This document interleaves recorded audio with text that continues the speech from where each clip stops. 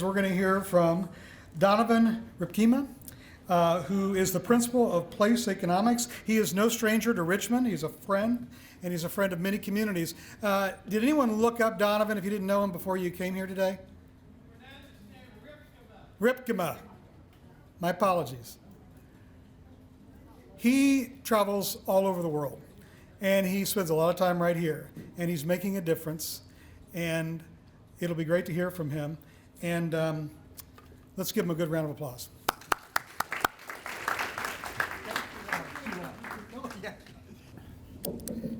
Thank you. I kept saying short, and he did it, so thank you. I enjoy coming here. I think in the 9 conferences since this was started, I think this is either the 3rd or the 4th that I've been to, and one of my colleagues from Place Economics has been at 2 or 3 of the others. So we've been here most of the time, and we're always learning about it, and it's great. And once again, I don't know anything about community engagement, and when Matt contacted me saying, "Hey, can you come and talk again? Our theme this year is community engagement." I said, "I don't know anything about that." He said, "Well, come anyway, and you can talk about what you want to do." And what I really am is a one-trick pony. I don't know a whole bunch of stuff. So I have spent an entire career saying economics of historic preservation, like 212 years I've been saying that, and that's what it's going to be today. But I promise you that, in fact, there's a couple. I know that some of you have listened, "Oh, I heard you were doing that stuff before." So hopefully some of it's going to be new. A lot of what our firm, Place Economics, does is analytical work about the impacts of preservation or the effectiveness of certain programs or whatever. And a year ago, we did a study of the effectiveness of the state historic tax credit in Pennsylvania. It was released earlier this year, and so we looked at these great buildings in Pennsylvania. And when we were about 70% done, the state organization, the Preservation PA, was holding a kind of meeting in Harrisburg, and the executive director said, "Could you come up and just kind of give us a briefing of what you learned so far?" So I said, "Sure," and went up there. And the following day, I got this as an email. "I enjoyed your short presentation at Preservation PA the other afternoon. It was as interesting as the topic would allow." And so the presentation today, I'll try to make it as interesting as the topic would allow. But I thought that was kind of a clever thing for a guy to write. So I put it on my Facebook, and then got this from somebody else who had been there, suggestion of what we have to start doing to, in fact, make it a little more interesting. We haven't quite gotten there yet, but we're working in that direction. Well, over the last 30 years or so, there have been a number of studies of the impact of historic preservation on a state, impact of preservation, almost always on a state level. And we've done some, others have done some, and there's probably 25 or 30 states that have had those done over time. But in the last 4 or 5 years, we have in fact been doing a number of studies at the city level. And I'd like to claim that that's because I'm so smart, I realized there was a market and we pursued it. No, that's not it at all.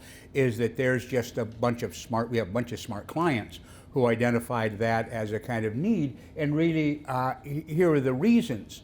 Is that when you say, "Oh, here's the study for Texas," well, the mayor of Austin said, yeah, but that's not our town. So it's the kind of issue of it's not us. Again, it gets over that it's ain't us issue. When you talk about a building or a neighborhood or a preservation project, when it's done on the local level, then people recognize that. They know that it's that church or it's that neighborhood or whatever.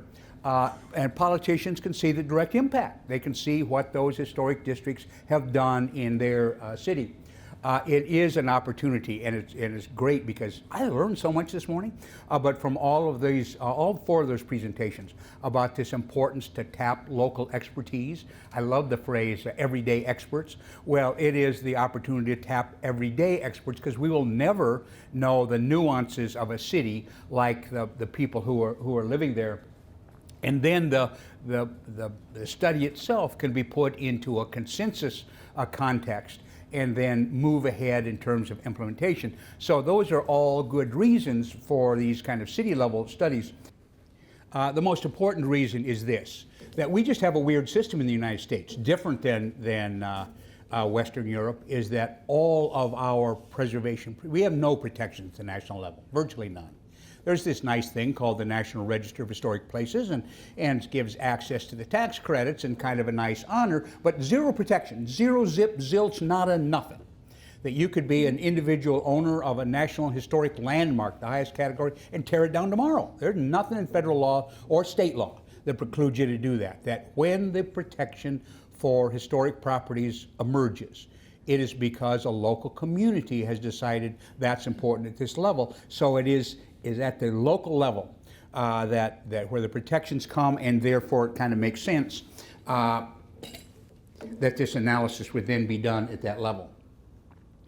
So in the last 4 years, we have done a number of citywide studies.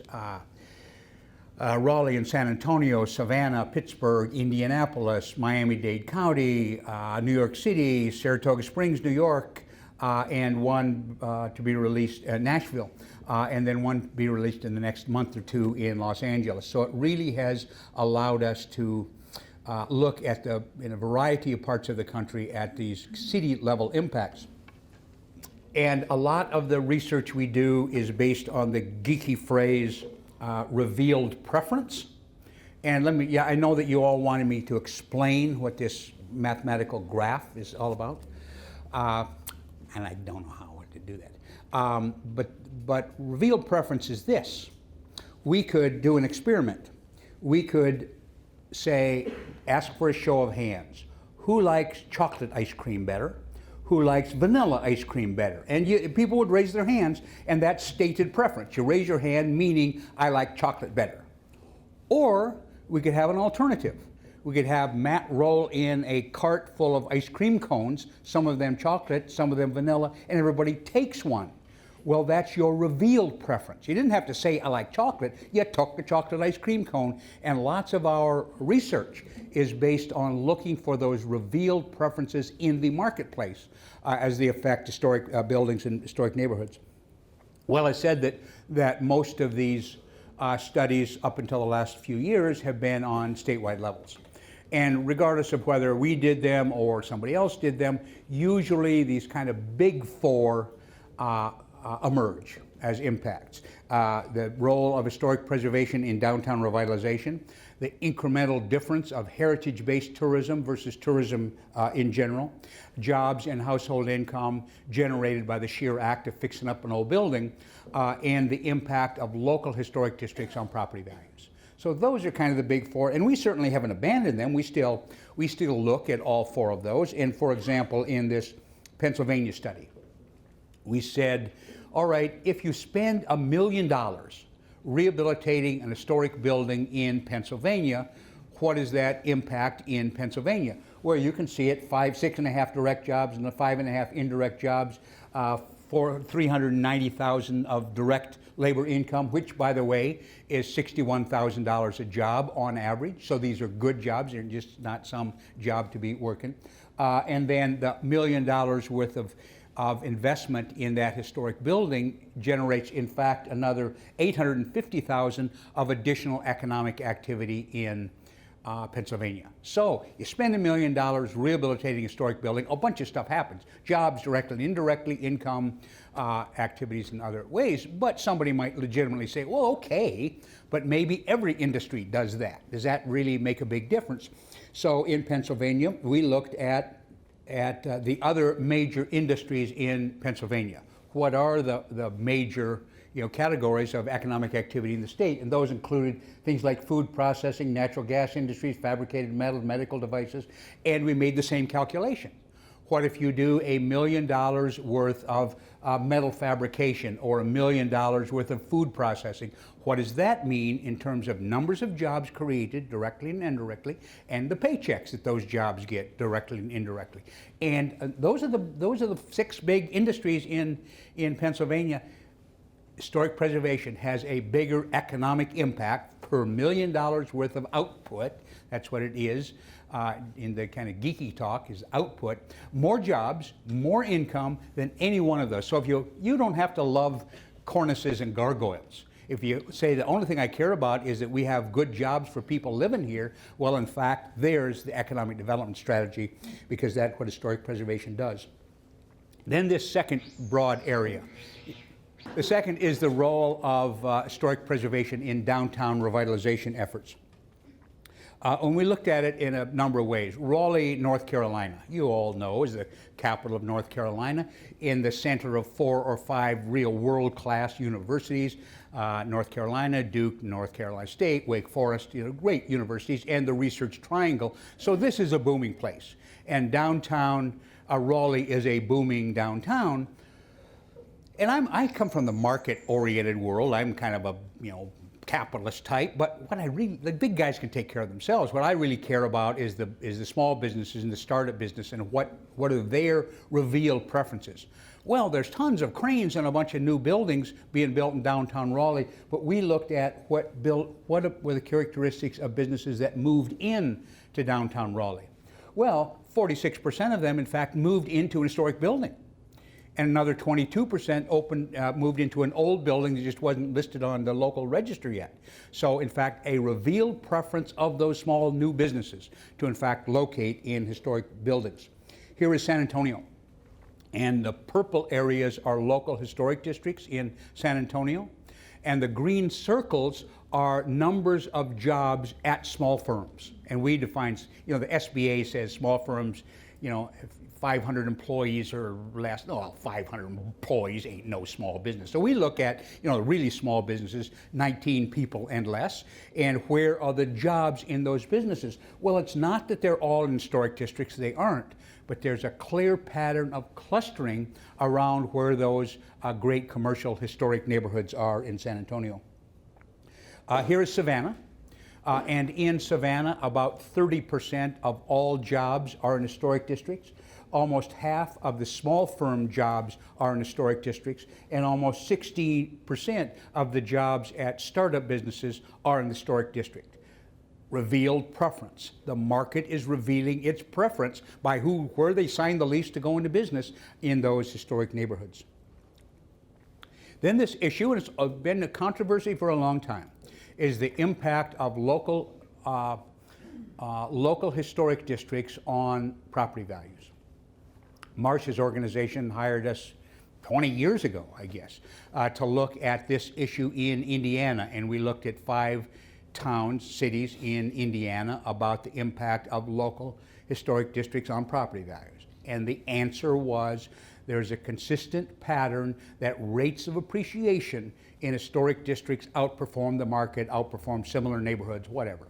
What's really interesting is when we were doing that study, a whole bunch of people, particularly from the real estate industry, I'm not picking on them because that's the world they come from, but would say, we don't want that stupid local historic district.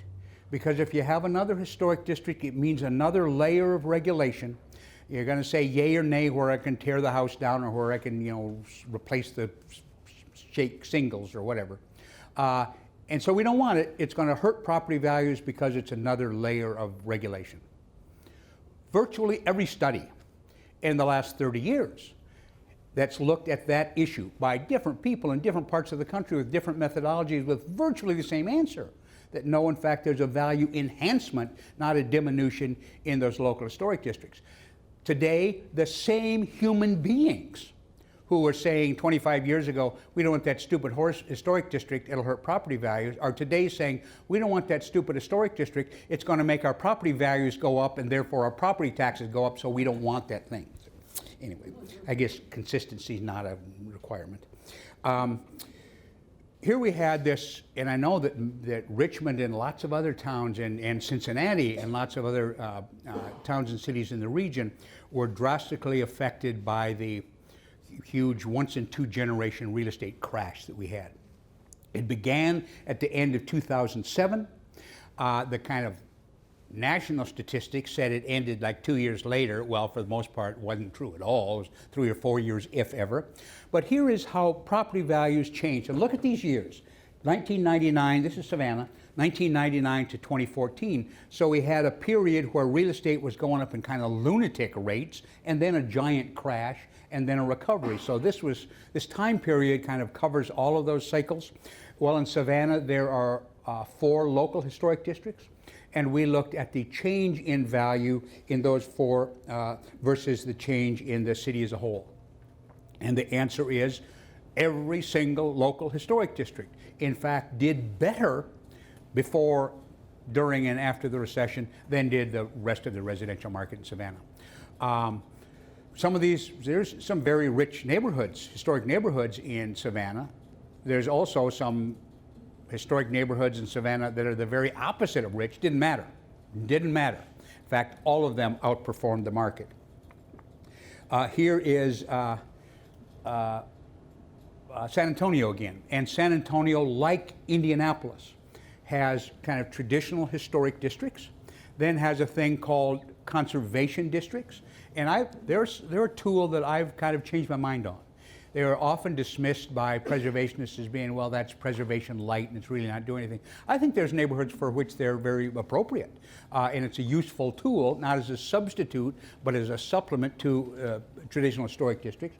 So here's what happened in that same 3 parts of the cycle story in San Antonio. The ones that did the best were the ones in the local historic district. The ones that did the second best were those in the conservation district, the ones that, both of which outperformed the market as a whole. By the way, exactly same pattern in Indianapolis. Here's Saratoga Springs, New York. Smaller town, 35,000 people. Again, concentration of wealth there, so there's not like, it's not a big grand houses. And some of you who remember your 8th grade math class know the difference between the mean and the median. The mean is you take all the numbers, add them up, divide it by the number of entries, and that's the average. That's what we used to call the average. The median is you take all the data you have, you spread it out from the smallest to the largest, and the one in the middle is the median. Well, when you have, like you do in Saratoga Springs, some very, very, very expensive houses at the high end, that can warp the average. And so we looked at all the local historic districts for both the mean and the median in Saratoga Springs, and the answer is every single local historic district performed both through mean and median, outperformed the rest of the city. And so here is change. This is Indianapolis, and the change of values in local historic districts. And again, a diverse city like Indianapolis. There's some very wealthy neighborhoods. There's some neighborhoods that aren't, wealthy at all. Every one of the local historic districts, in fact, did better over this 10-year, 15-year period than did the residential market as a whole. So far from being a hamper on value change. And we can talk about, there's side effects of property values going up, but here is the reality. People's houses are, for vast majority of families in America, are their only source of significant wealth. And the beneficiaries are those homeowners in those places. Then the next of these kind of big 4, this issue about heritage tourism. Now, I gotta do a caveat here. I think heritage tourism is great. I like it, has positive benefits. I'll talk about them. My only thing is this. My whole life, my single goal is so that when you say historic preservation and economics in the same sentence, that the default response isn't, oh, you must mean heritage tourism. Yeah, it's important. It just ain't the only one, but it's an important one, so we talk about it. So again, in San Antonio, and we looked at tourism data and looked at both day visitors, people who are coming for the day leave, and overnight visitors. And just as the bonus factoid of the day, about 60% of a visitor's expenditure will be in the place they stay overnight. So there's a greater value in overnight visitors than day visitors, but they're both important. Well, about 60% of overnight visitors fell into the category of heritage visitors. About 40%, almost 50% of day visitors in San Antonio fell into that category. But here's how that manifests itself. When you're a tourist, you spend virtually all your money in 5 areas: lodging, food and beverage, retail purchases, local transportation. Included is not excluded is the airline ticket, because that dollar went to Atlanta or Charlotte or someplace else. But the Uber, the local bus, the taxi, those are local transportation. And then a category that's entertainment, admissions, recreation. That's where you spend all your money. And it's not just that heritage visitors spend more money, they spend more money in every one of those categories, so having a much larger impact on the local economy than somebody who's coming to town and says, I don't care about that stupid old stuff. Nashville. I don't know how many of you have been to Nashville recently. It's one of the boomingest towns in America. There's got to be 40 cranes going up in the downtown Nashville area. Now, Nashville, by the way, has a real niche. I learned this when we were doing the study down there. It's where women who are about to become brides take all their buddies down there, get drunk and have their laughs, real chance before they're stuck with some stupid guy for the rest of their life. So there's a big chunk of the tourism. But we looked at the heritage tourism there. And what was interesting is that in the kind of theology of historic preservation, there is tangible heritage. That's buildings and stuff. Okay? And then there's a whole thing about intangible heritage, things that are heritage, but you can't, put your hand on. It doesn't have an address. So it could be a dance, a local festival, a tradition, a cooking form, or whatever. Whole range of things constitute intangible heritage. What we learned in Nashville was there's this extraordinary, and here's a place where probably more than any place in America has this intangible heritage of music, and there's this extraordinary connection between the music intangible heritage and the built heritage, that overwhelmingly the people who are heritage tourists are more likely to go to music events, more likely to go to more music events, more likely to have music as a deciding factor for them to visit Nashville than visitors who went to Nashville and said, yeah, I don't care about that stupid old stuff. So it really is this extraordinary connection between the tangible and the intangible heritage. The one other area, by the way, the real strength of intangible heritage in Nashville is the civil rights heritage, and the same pattern emerged. There's this extraordinary connection between sites that are important in Nashville for civil rights history and its historic buildings. And again, huge tourism industry in Nashville for lots of reasons, but just the heritage portion of that tourism means almost 20,000 direct jobs and almost 600 million of paychecks because of the heritage portion of tourism in Nashville. I get smart young people who work for me, and they're always pushing us to look for alternative ways of measuring stuff. Well, I live in Washington, D.C., and we get the Washington Post every morning, and every weekend they have a travel section about you're visiting where, and it's places that are not immediately thought of as tourism destinations. Well, we did for Marsh a year ago a study of historic preservation in Indianapolis, really to celebrate 50 years of the local landmarks commission there. Well, as we were doing the study, in the Washington Post, Indianapolis was one of these "You're Going Where" feature articles, and they said, here's the 16 hotspot places you have to visit when you go to Indianapolis. You know what? 11 of them were in historic buildings or historic neighborhoods. So it's not random. It's not random. It's not just you can get good food there or they serve good drinks there. There's good stuff to buy. In fact, there's this connection between what people would want to see when they're there and historic resources. Now, some of you I know are involved in historic sites like Great Ford Museum and other elements. And here's what often happens to you. Come July, you go to the city council or the county commission saying, hey, can you give us a couple $1,000 because our electric bill is late? And some council member will get up, well, you idiots, you're not even charging enough for admissions to pay the light bill. Why should we be supporting you? Here's the reason. And I have no methodology. I just steal stuff from people. And I first read this study in Norway where this guy analyzed where those heritage visitors went and where they spent their money. Well, we did a statewide, so I said, I'm going to try that in the US, and we did a statewide study in Utah. Of course, Salt Lake City, big city, and lots of visitation there, and lots of historic resources. But Utah is a big state geographically, and lots of little towns spread all over the state have historic resources. And often it's that historic site or place that draws the visitors. It's the magnet for visitation, but they're not the beneficiaries. That historic site only gets 7% of the tourist dollar. 97%, even though it was this historic site that got them there. 97%, 93% of the money goes to the hotel, goes to the restaurant, goes to the retail shop, goes to the gas station.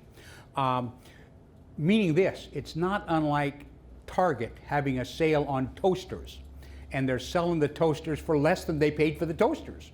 So it's really, they're not in business to lose money. They're doing that loss leader to get you in the store. Well, oftentimes these historic sites are kind of the loss leader. It's what's drawing that visitor, but they're not the ones that in fact are generating the income. Well, so those are the big four: downtown revitalization, property values, jobs and household income, heritage tourism. But as we've looked in more places and dug deeper, the kind of new 10 emerged, and I'll give you some factoids from each of them. And this has been made possible really by three things. One is the availability of big data, accessible big data. Number two is GIS. Now, I don't even know what the hell GIS stands for, but what it means is that you can represent data visually and graphically, and so a lot of our approach. And third is really smart young people, and I've got three of them working. We have in our giant firm of 5 people, 2 men, both of us old and white like me, and then 3 smart young women, and they're the ones, in fact, who do all the work. And this is, I think, one of the most important ones.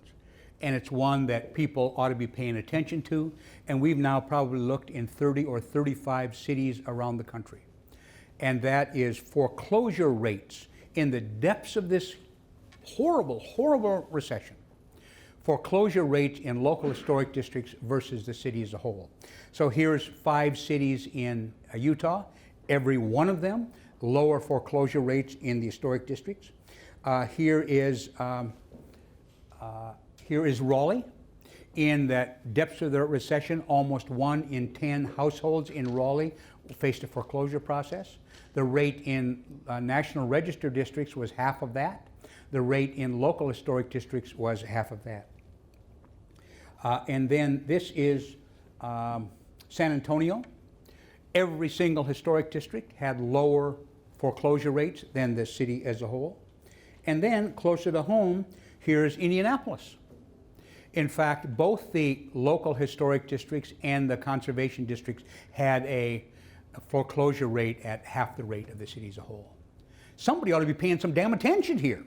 The Mortgage Bankers Association, the ABA, HUD, if this is a difference and people lost, millions of people lost everything, then we ought to identify this is kind of important. Now, it's not that nobody who lives in a historic district ever gets fired or ever gets divorced or never runs their credit card bill up too much. I think what we're seeing is this.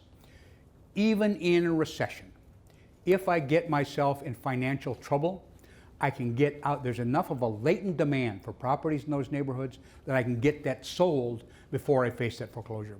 But it's no longer a statistical fluke. Every place we've looked, this is the pattern, just like it was in Indy.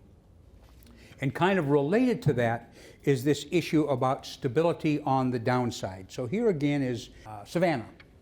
And these are the up years from 99, I think, to 2008 when the recession began.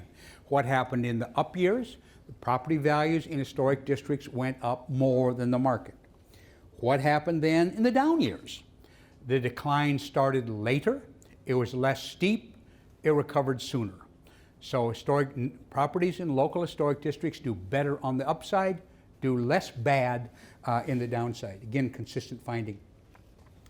Then there's this issue of density. Density is kind of a weird thing because people planning infrastructure saying we got to have density to be cost effective. People doing public transportation saying we have to have density to make it work. Public health people saying we got to have density. Everybody wants density except citizens. Well, say if I want that damn density stuff, I'd move to New York. I don't want that density stuff. So I just want you to chill on that for a minute. There's a thing many of you maybe have participated in called visual preference surveys.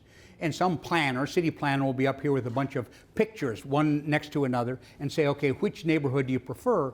Invariably, the favored neighborhoods are historic neighborhoods. Now, that doesn't mean everybody wants to live in a historic neighborhood. That's not it. It's that the kind of qualities that those historic neighborhoods represent are what people are looking for. We don't want that density. We want that stuff. Okay, I just want you to chill for a minute. So here's Indianapolis. In fact, the historic districts in Indianapolis are a third more dense than is the rest of the city. It is the historic neighborhoods, in fact, that are the dense ones. And then here's Raleigh. At the beginning of the 20th century, the city of Raleigh had a population of about 8,000 people per square mile.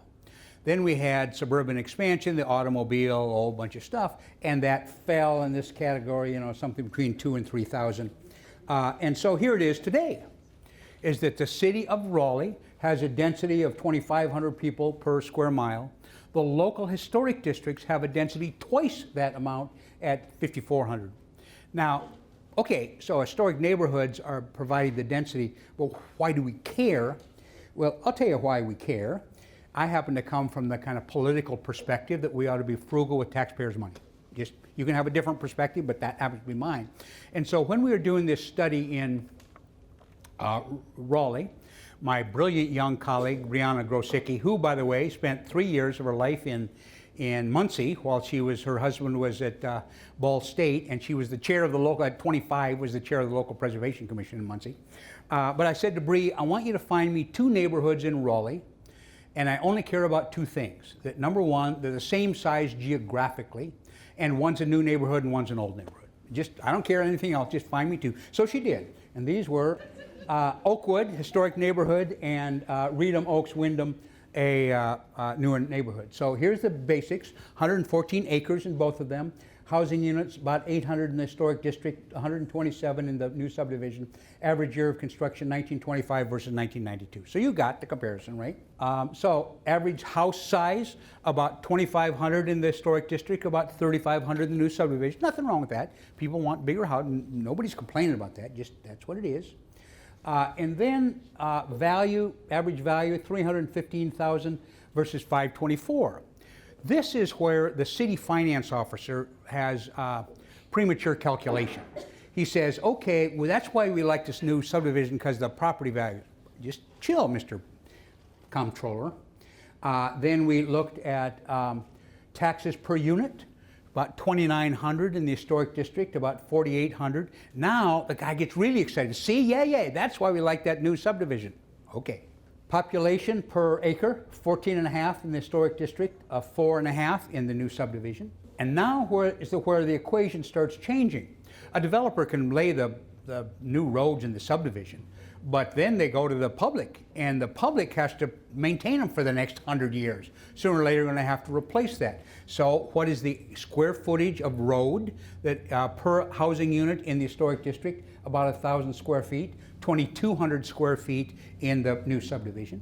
That the taxes per acre, 22,000 in the historic district, 5,500 in the new subdivision. Sooner or later, we're going to have to replace water and sewer lines. Cost per unit, 8,800 in the historic district, 25,000 in the new subdivision. And taxes generated, 2.3 million in the historic neighborhood, 610,000. Who's doing the better for the city budget? And all cities' budgets are stretching. So this idea that you can't have, that this old stuff, we got to have density instead of that, and we got to have big tax producing things if we're going to be able to fix potholes and pay cops and teachers. Well, here's what's happening. That's where you are getting density, and that's also where you're getting lots of city revenue. Now this issue about walkability. And again, walkability is showing up on more and more lists. The public health people saying how important it is to be walkable. You probably all know this, but there's a thing called walkscore.com. Go on the computer, go to walkscore.com, type in any address in America, and they will give you a walk score from 1 to 100. Higher the score, the more walkable it is. Now, you can quibble a little about whether those are the variables, but it's really become a kind of industry standard. Now, my evidence of that is that this walkscore.com was generated by a nonprofit organization, I don't know, Portland or Seattle or someplace. Well, it's been so influential in terms of impacting property values that's now been acquired by a real estate firm as a for-profit operation. So here is Raleigh. Raleigh, as a city as a whole, is very car dependent, gets a score of 29. Score in the local historic districts, 82. Here is Nashville. Every single one of Nashville's historic districts, in fact, have a higher walk score than does the city as a whole. And once again, we've now done the walk score comparison in places as diverse as Nashville, and then Miami-Dade County and Los Angeles. Same answer, same answer. The highest walk scores in the city are the historic neighborhoods. Then this issue about knowledge and creative jobs. Many of you heard of Richard Florida, who kind of started out, I don't know, 15 years ago with this whole creative class thing. I think he's 70% brilliant and 30% his head in a dark place. But anyway, he's kind of interesting stuff and kind of led us to look at both the creative industries and the knowledge-based industries to see if there was a revealed preference about where businesses in those areas chose to locate. So once again, here is Savannah. 30% of all jobs in Savannah are in historic districts. But in these knowledge worker jobs, like public administration, educational services, creative class jobs, arts, entertainment, and recreation, professional, scientific, and technical services, finance and insurance, knowledge and creative industries, all greater representation in historic districts than in the city as a whole. Again, here is Indianapolis. So it's not like some place 1,000 miles away, it's someplace 60 miles away, where the land area and again, so Indianapolis has this giant city boundary because they have the consolidated government. We looked at the compact area, the kind of urban area, and we didn't do it to lie to people. It's really to be as conservative as possible, because lots of the comparisons we made would look even better if we included a whole bunch of that rural area. So this is really the city of the city of Indianapolis. And that's about 3.5% of the land area. That's about 16% of the jobs, 21% of the jobs in accommodation and food services, meaning jobs for kind of entertainment, but also for visitation. And look at that one, 28% of the jobs in the professional, scientific, technical services. Employers in those firms revealed their preference to be in a historic district. Great overrepresentation of those jobs in historic districts. Now, you can like New York City or you can hate New York City, but nobody can argue that in fact it's not one of the most creative places in the world, that in New York City, about 8% of all jobs are in historic districts, 10% of professional scientific jobs, 13% of information jobs, but most importantly, 20% of arts, entertainment, recreation jobs, and that's the kind of creative worker categories in historic districts. We're now in the midst of doing an update on the New York City study, and I just asked my data colleague yesterday, this number is now up to 27% of all of this category, arts, entertainment, and recreation jobs in the city of New York are in historic districts. Here is, again, Indianapolis. Cities need to grow. You can do some mitigation strategies when they're shrinking, but in the end, if you're losing population, you have a problem. You need to figure out how to stem that loss first, make appropriate decisions, and hopefully begin to grow again. Here's the reality, that statistically, people after the age of 35 are done moving. Now, it doesn't mean nobody ever moves. Olga, where are you, Olga? Moved here, and you're a year over 35, right? So you fall outside that category. So it's not that nobody does, but in fact, the pattern is most people will move, their city to city move, prior to the time they reach 35, meaning you gotta, one, keep the young people you got, and two, attract more young people if in fact you're going to be back on that growth pattern. And it has to be focused on those 21 to 35-year-olds. Well, here is young people that in the city of the compact area of Indianapolis, 18% of those residents of Indianapolis are under 30. 33% of the people who live in historic districts in Indianapolis are young people. Revealed preference of young people for historic neighborhoods. So, the federal government, I live in Washington, D.C., but I don't have anything to do with the government, so I'm not here to help you. But they do some things good and some things not so good, but they really are good data collectors. I mean, if there was a kind of endless dashboard, the federal government could do it. Well, one of the things that they keep track of is in any given year the number of businesses that open and versus the number of businesses that close. Okay, just what's that ratio? And over the long haul, that ratio will be something between 1.1 and 1.2 to 1, meaning 11 or 12 businesses open for every 10 that close. Okay, and that's the long term. So here is what the U.S. looked like between 2004 and 2011. So before the crash, during the crash, and upward. You can see what's happening, that in 2, 4, 5, and 6, the ratio is kind of on the norm, 1.3, 1.4, 1.2 to 1. The end of 2007 is when the recession began, and the fact that that's going down was kind of a forewarning. Then you had 3 years in a row, 2008, 9, and 10, where in fact more businesses closed than opened, meaning you got a declining economy. And then by 2011, started kind of getting back up to norm. So that's what the national picture was. We then looked at Main Street programs in 3 states. And again, you all know Main Street is downtown revitalization in the context of historic preservation, using those historic assets as the base upon which to build the local economy. And because they have to keep track of stuff, we had the records of how many businesses opened, how many closed in every year. And there's what the Main Street states did. And the states were North Carolina, Michigan, and New Mexico, 3 vastly different states in terms of geography and local economy and everything, in every single instance. In fact, they never dropped below 1. They were always opening more businesses than were closing, even in the depths of the recession, meaning this preservation-based economic development strategy is a mitigator against this decline. That in fact it's still a welcoming place for businesses to both open up and to stay open in tough economic times. In Nashville, on this issue of jobs, again, the historic districts are only 3% of all the jobs, 11% of the job growth, 13% of the startup jobs, 15% of small business jobs in local historic districts. Market preference. 40% job growth even though it's a booming economy in Nashville, their job growth has been 9%, 40% job growth in the local historic districts. Now, you don't have to agree with this. This is a kind of, not a political, but kind of sociological position of ours. You're under no obligation to share it.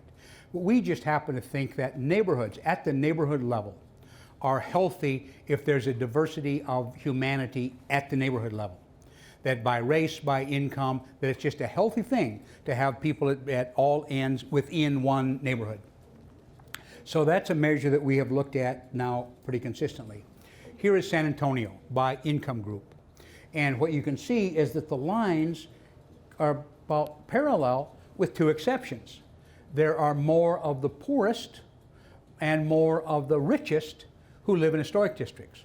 We happen to think that's kind of a good thing. It's good for both of them to have rich people living next to poor people. Good for both households. And that happens in historic districts. It doesn't largely happen elsewhere.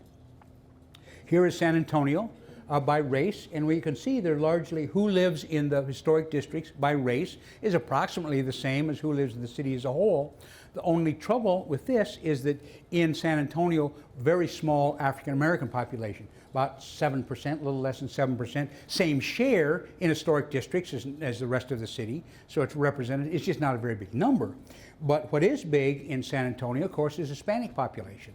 And what do we find? Well, the share of Hispanics who live in historic districts is nearly the same as the share of Hispanics who live in the city as a whole. So in fact, they are reflecting, they're a mirror of the demographic diversity of the city. Here is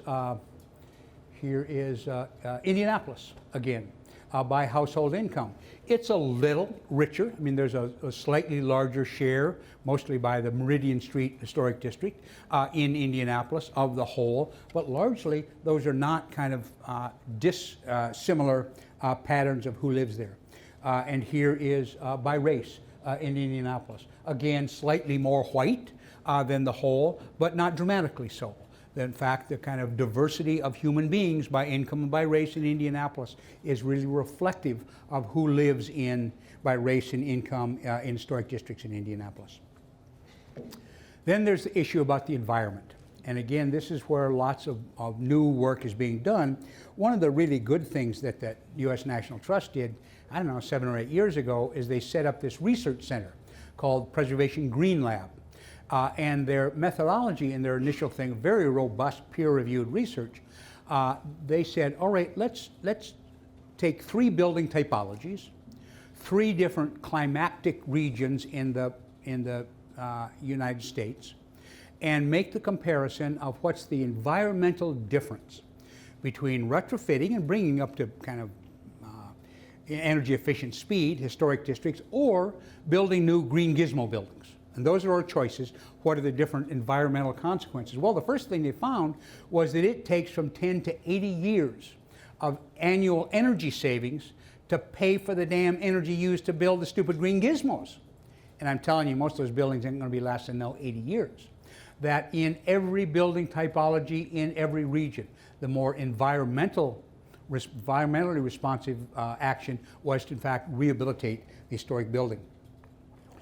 In Maryland, an investment banker from Baltimore who'd done some of these preservation studies teamed up with an environmental economist, and they applied environmental metrics to choices. And their model was this: we can build a new warehouse at the edge of town of 50,000 square feet, or we can take an existing warehouse in town, fix it up like we need it, 50,000 square feet. So when we're done, we're going to have the building with the same utility, 50,000 square feet of warehouse space. What are the environmental differences of those decisions? Well, on every environmental measurement, 20 to 40% reduction in vehicle miles traveled, reduction in CO2 emissions, a huge difference in the embodied energy already in the building that you're throwing away when you demolish a building. And then these, greenfield land preserved, 5.2 acres, lands preserved, making the preservation rather than the green building alternative, and 2,500 tons of stuff that doesn't go in the landfill, and saving in infrastructure investment $500,000 to $800,000. I'm telling you, the Sierra Club and the Tea Party ought to be holding hands leading the preservation parade. I don't care if your side of your thing is the environmental responsibility or it's the fiscal responsibility. The preservation responses, in fact, are what's driving that. Mayor Bloomberg, when he was about to leave as mayor of New York, he wanted to put the city on a path to become the most environmentally responsible city in the world. So, good businessman that he is, he said, step one, we got to figure out where we're spending our energy now. So they did this giant survey of who was using energy. Had nothing to do with historic preservation. Just said, we need to know it.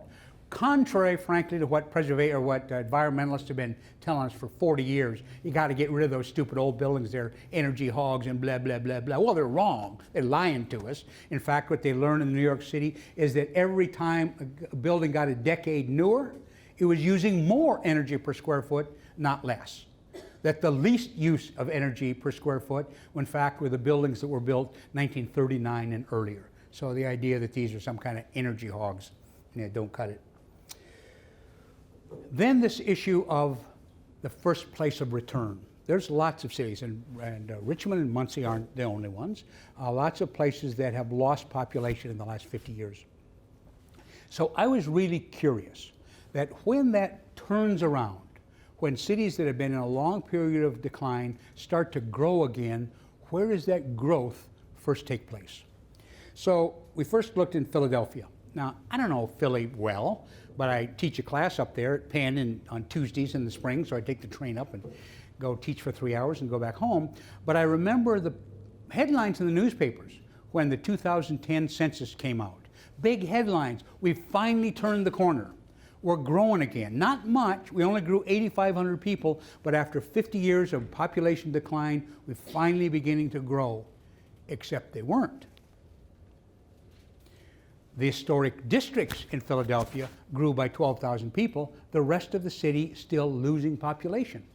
So then I looked at where I live in Washington, another city that had declined in population for 50 years. Between 2000 and 2010 began to grow again. About 46% of us live in historic districts in Washington. 62% of the population growth took place in those historic districts. Boston just turned the corner a decade earlier. Boston too had been declining in population, began growing again. 23% of the population lives in historic districts of Boston, but that's where 36% of the population growth took place. And then Indianapolis. Indianapolis wasn't a city of losing population, but look at the differences in the growth rate in Indianapolis. If you look at the cities or the metro area as a whole, of consolidated government, or the compact area, the kind of urban, they grew in this 55-year period about 3%. Population in the historic districts grew 10%. A revealed preference of the marketplace to live in those historic neighborhoods. Then this issue about historic preservation as a catalyst for other stuff. That when you do a great project like that church, what's going to happen around it? And we kind of have looked at that a number of ways. A couple years ago, we did a study for the National Trust looking at the use of the federal tax credit. We looked in 6 cities in 3 different states.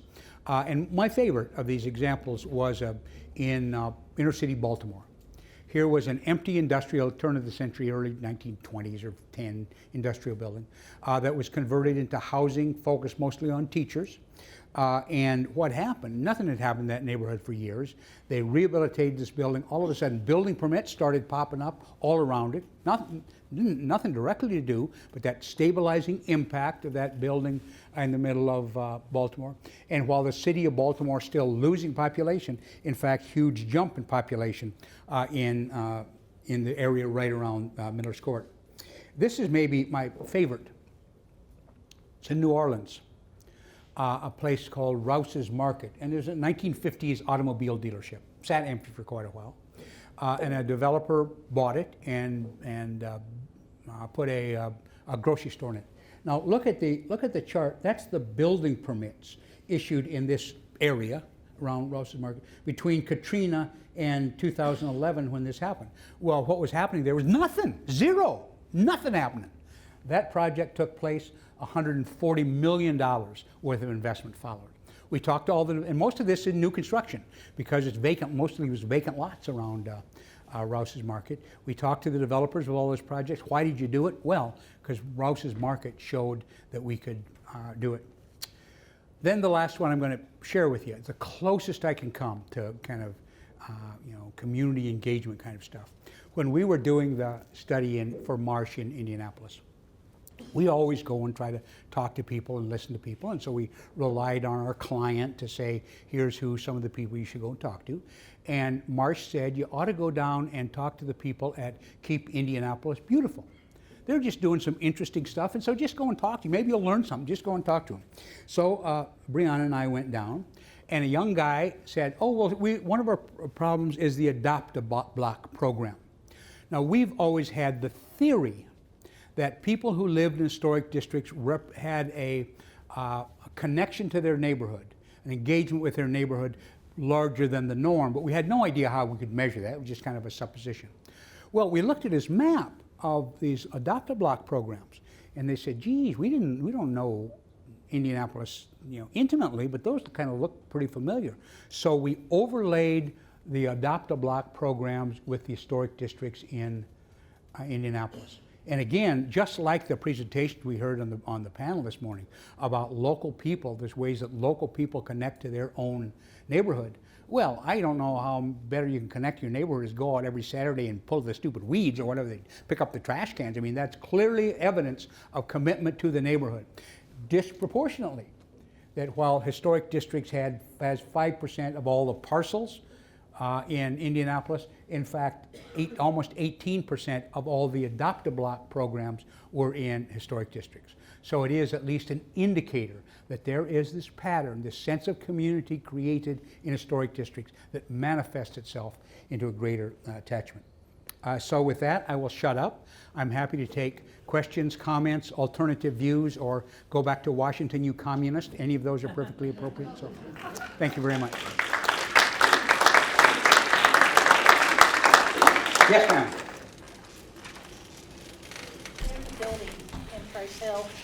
There's a building in Price Hill that the port is getting ready to sink $100,000 in just to stabilize it. It's in severe disrepair.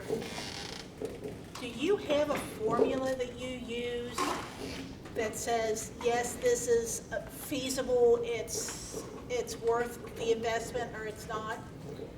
Does everyone hear the question? There's a building in severe case of disrepair. It's going to cost $100,000 just to stabilize it. Do I have some kind of formula of, when is too much too much? And we've never been in a position that says nothing should ever be torn down. Some things do. We don't. And I come from the real estate number side, so I'd be happy to make up kind of rules of thumb. I haven't and wouldn't in that regard because of this. I think that the variables are multiple. And that is how, among them are how important is the building itself to the community and the memory of the community and the identity of the community. What is the situation of the buildings around it?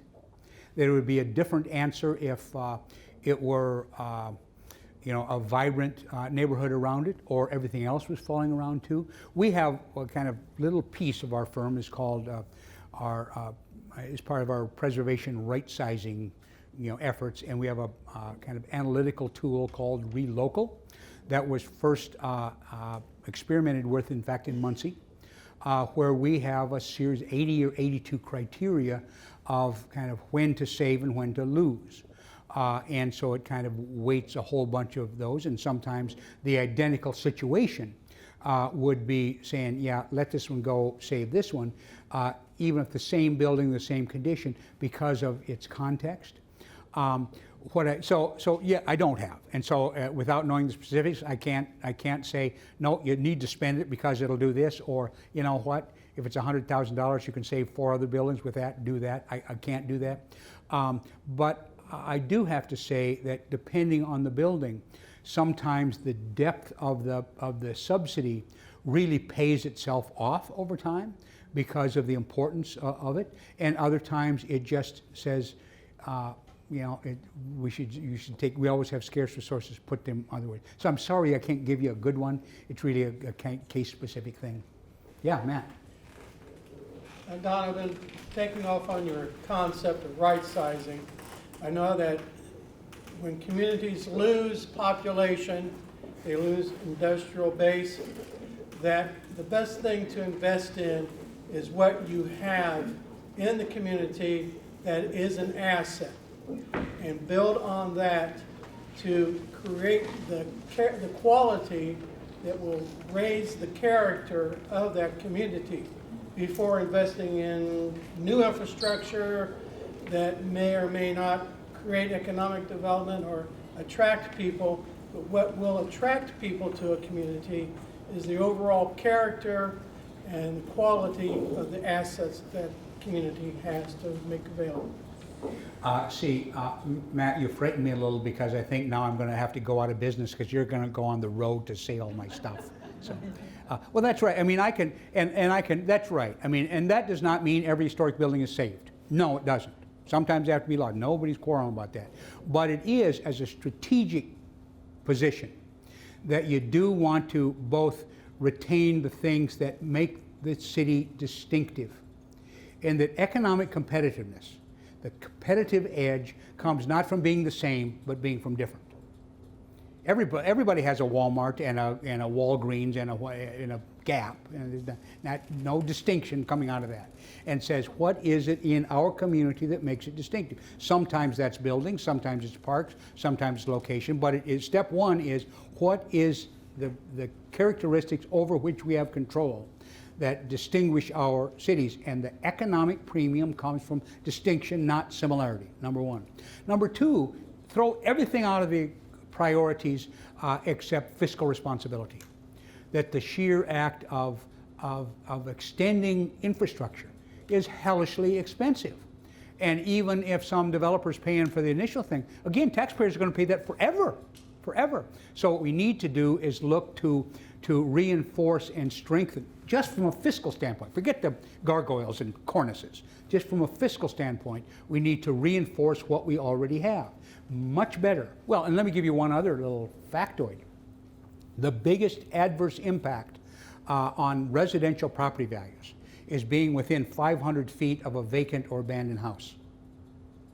The average data is a few years old and it varies city to city. Average adverse impact on surrounding property values, about $8,500 per house. So let's pretend, let me make up something, that we have two facing blocks and there are 10 houses in it. One of them is abandoned and vacant. We have stolen $85,000 worth of equity from the people in that block. Now, if it cost us $100,000 to fix up the vacant abandoned house, we've not only recovered that surrounding thing, but we now have a new asset that's worth something there. So that has to be just part of the strategy, that's kind of irresponsible to just kind of let it go. So that kind of reinforcing, and that applies to downtowns, close-in neighborhoods, whether they're local historic districts or not, kind of, I don't care. And so when we look at sidewalks, we look at replacing infrastructure, we need to say, where can we do that the most fiscally responsible? Now, somebody can say, you know what? We can probably dig some new water and sewer lines and lay the pipe almost as cheap as we can replace this stuff. Well, yeah, but sooner or later you're going to have to. You can't just walk away from neighborhoods. You can't just walk away. So that ought to be, how can we do it to kind of refocus that? The other thing, that in terms of investor, and I'm trying to get away from the preservation stuff, the things that builds investor confidence in a neighborhood, be it residential or commercial, is the confidence that the neighborhood, the area is on the priority hit list, on the positive side, priority list of local government, and that commitment is long-term. That's what builds confidence. I can invest here and the city's not going to walk away from me. Yeah. What's your opinion on land value tax base versus property tax base? In Indiana, obviously, it's property tax base. Yeah, I know there's lots of esoteric discussions about that. I have to say, I think that we need to creatively use our property tax system and use it both as an inducement and a discouragement to do things. I think that it's, if I could wave the magic wand and convert everybody's taxing system to a land-only based one, I wouldn't do it. I just think that there's some merit in having both, just because it's more reflective of the marketplace. And my technical background is a real estate appraiser. And the marketplace doesn't buy just on the land, they buy on the property. And I think that property taxes, being an ad valorem tax system, ought to reflect that. Now, some twist of that wheel, however, a lot of places now are having, starting with vacant property registration requirement. You have to pay because here's what's happening.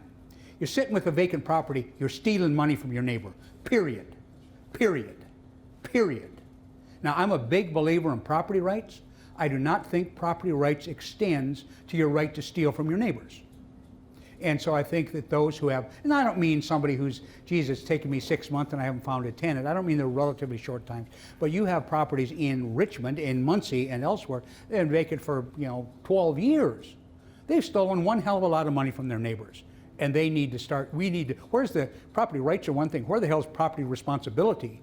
And that is, that thing. And here's the other thing, not that I feel strongly about any of these issues, but here's the other thing about that, is that old real estate cliche that the three most important things in real estate are location, location, location, everybody knows it. But what does that mean? It means that real estate doesn't get its value from the four walls and the roof. Real estate value emerges from its context, That's what the location. Every month, I'm in some town, somebody drives me through their great Victorian neighborhood, says, look at that house. If that were in Washington where you live, it'd be worth $5 million. Well, yeah, but it ain't. The value is established by that context. And the kind of economic role of planning and zoning in general, historic districts in particular, is in fact to protect the context so that the individual properties within that are protected.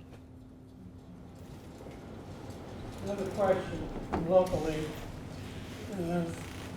About 3 decades ago, you did a study of the local Pennsylvania Railroad station and the Depot District. And it's kind of evolved on its own, mostly through private investment, some through public investments. It's achieved some measure of success, but yet it's still tenuous. What would be the best way to look to the future of that, say, that one particular neighborhood based on what you've learned about it in your studies? Yeah, Matt, and I don't know that I can give a good answer to that, but there's an example. There's an example, by the way, of going back to your question, of it may have appeared in those early years the stupidest thing we could do is put any money in that stupid old railroad station. And I think retrospectively no one would say that was stupid, we should have let it go 30 years ago. I just think I'm more and more convinced buildings, individual buildings are important. And when we have important buildings like that railroad station, like this church, we certainly need to focus on them. But often a strategy that focuses on the building only, particularly in weaker real estate markets, are insufficient. That you really need to have the kind of concentration on an area surrounding the building. Because in the end, the only way a building is going to be worth more, and however you want to define worth more, is if its context improves. And so again, can't remember what I had for breakfast yesterday, let alone a study I did 30 years ago. But my suspicion is that what maybe has to be renewed and concentrated on is kind of what's the Depot District efforts that we need to tweak to make it better. Again, though, I'd look at that both that building and that neighborhood, and you say, well, it's still tenuous and it's certainly not optimizing or maximizing its value. Well, okay, but neither is the city of Richmond. So is it doing worse than the whole local economy? And I'd suggest it probably isn't. That it might not be the star that you wish it would be, but is it kind of below kind of what the overall local economy is? I'd suggest it probably isn't. I think it is. You think it's doing worse than the whole local economy? Doing better than the whole, yeah. I mean, not the city, but overall, it's improving. Yeah. It's good. Yeah. So, by the way, the other thing that people are always asking me, how are we doing, or how are we doing relative to some other place? I always think that the photograph approach is the wrong one. I don't think that how we're doing today is ever a useful answer. I think the only useful answer is how are we changing? What's the direction we're going? And even if we're not where we want to be, if that's the movement is that direction, we're doing well. If it's going the opposite way, we aren't doing well, regardless of the snapshot. You've put up with a lot today. Thanks a lot for putting up with me.